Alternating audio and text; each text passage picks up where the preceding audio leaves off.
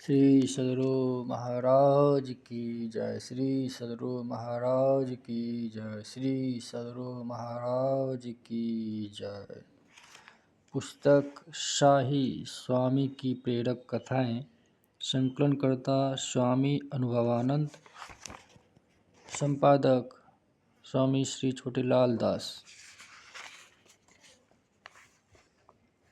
ओम श्री सदगुरुवे नमः। सिंह और सियार। किसी जंगल में एक सिंहनी रहती थी। उसने एक दिन सियार के एक अनाथ बच्चे को देखा। उसे देखकर उसके हृदय में करुणा आ गई। वह उसे अपनी मांद में ले आई और उसका लालन पालन करने लगी। लेकिन उसके मन में यह शंका उत्पन्न हुई कि हो सकता है सयाने होने पर मेरे बच्चे इस अनाथ सियार पुत्र को खा जाए। इसी भय के कारण उसने अपने बच्चों से कहा, देखो पुत्र, यह तुम्हारा बड़ा भाई है। कोई भी काम इसकी अनुमति के बिना ना करना। सदा इसके आज्ञानुवर्ती बने रहना। परस्पर हिल मिल कर रहना और कभी इसके प्रति हृदय में वैर भाव ना लाना। बच्चों ने माता को उसके आदेश के अनुरूप ही सियार पुत्र के प्रति बर्ताव करने का आश्वासन दिया। बच्चों के आश्वासन से माता आश्वस्त और निश्चिंत हो गई। कुछ दिन व्यतीत होने पर सिंहनी शावक सयाने हो गए। एक दिन की बात है कि सिंहनी शिकार की तलाश में अपनी मांद से दूर चली गई। इसी बीच सिंहनी शावकों ने अपनी मांद के पास एक मस्त हाथी को विचरते हुए देखा। पूर्व के सिंह संस्कार से प्रेरित होकर वे सभी हाथी को मारकर उसका मांस खाने की इच्छा करने लगे। अपने शिकार को देखकर उनकी प्रसन्नता का ठिकाना नहीं रहा। हाथी पर आक्रमण करने के लिए वे घेराबंदी की तैयारी करने लगे। तत्क्षण उन्हें माता की याद आ गई। बड़े भाई की अनुमति लिए बिना कोई काम ना करना।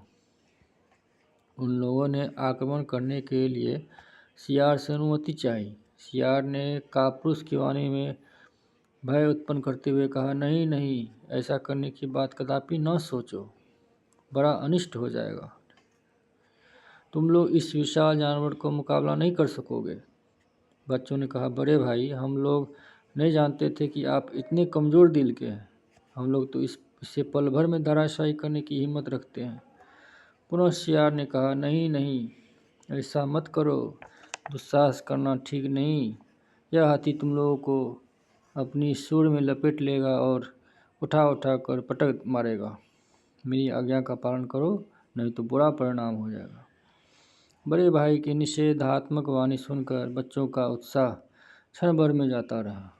उन सब ने बड़ी मुश्किल से अपनी आक्रामक भावना दबा पाई। सिंहनी कुछ देर के बाद शिकार करके अपने बच्चों के पास लौटी। बच्चों ने कौतूहलवश सारी घटना माँ से कह सुनाई। सारी बात सुनकर सिंहनी को बहुत दुख हुआ। सोचा, सियार के संग में रहकर मेरे बच्चे सियार के ही जैसे डरपोक और पुरुषार्थहीन हो जाएंगे। इनके सिंहत्व प्रस्फुटित नहीं हो पाएंगे। यह सोचकर उसने सियार को वहाँ से भगा दिया और अपने बच्चों से कहा, तुम लोगों ने गलती की।